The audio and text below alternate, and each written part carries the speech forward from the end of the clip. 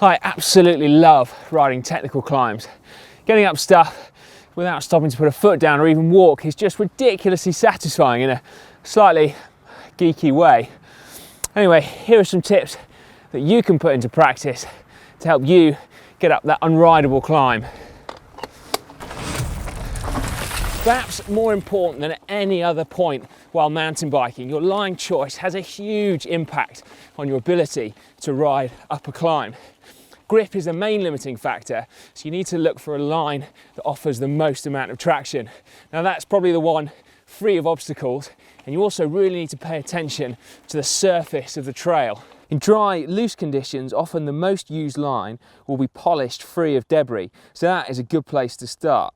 However, in wet conditions, often the opposite is true. The most used line can tend to be much more slippery than undisturbed dirt, so consider blazing your own trail in conditions like this. If speed up the climb isn't a concern, then look all over the trail for possible lines. It could mean traversing it to get from one good line to another, or just to avoid the steepest parts.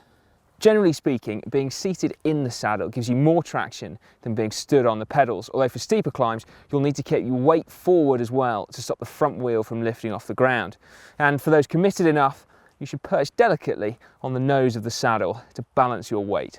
If you've got the fitness, then speed can be really helpful by giving you momentum to roll over things. If you haven't though, then try to break the climb down into little sprint sections to get you over the difficult bits. So pedal really hard to build that momentum to clear one challenge, and then if possible, back off and try to recover a fraction before you have to do the same again for the next technical bit. Of course, not all technical climbs can be broken down like this, but keep it in mind as an option for when it does present itself. Now, because much of the time in technical climbing we're going to be in the saddle, we need to make sure that our seat is in the right position to generate the maximum amount of power. So if you've got a dropper post, make sure it's fully extended, and if you haven't, make sure your seat is in the right position if you lowered it for a descent.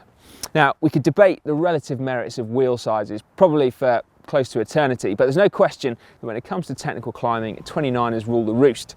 The increased wheel diameter means that you get more traction and the wheels roll over small obstacles more easily, so it's a no-brainer really.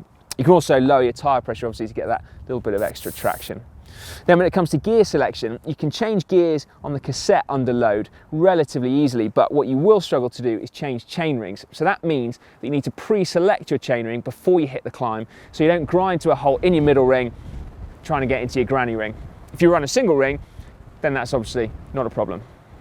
The lunge technique. It's not quite a trials move, but it's getting close. When you get to a really technical move like a rock step or a root section, or in fact just a slipperier section of trail, then a well-timed lunge can help you launch your bike over the obstacle. And even if it doesn't clear it, when you land, the extra weight through your back tyre can sometimes temporarily add enough grip to keep you moving forward. It's not inconceivable for you to be able to bounce your way up really technical bits.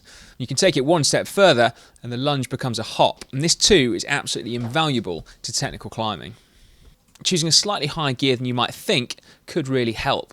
This will lower your cadence, and that can mean that you find more traction. Applying more torque generates more grip and keeps your pedalling smoother.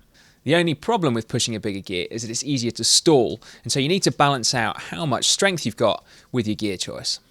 So there you go then, technical climbing is a mixture of line choice, body position, and then using your speed and little trials moves to get you over the most difficult sections. Now, it also helps to really knit this together to be able to ride really slowly. So you can practice this and then track standing as well, anytime you've got a couple of minutes to spare, maybe whilst you're waiting for your mates at the trailhead. Now, if you want to see any more in-depth skills videos, then I suggest you check out these two to the side of me here. And then of course, don't forget to subscribe to GMBN so that you don't miss another video. Just click on me to do that.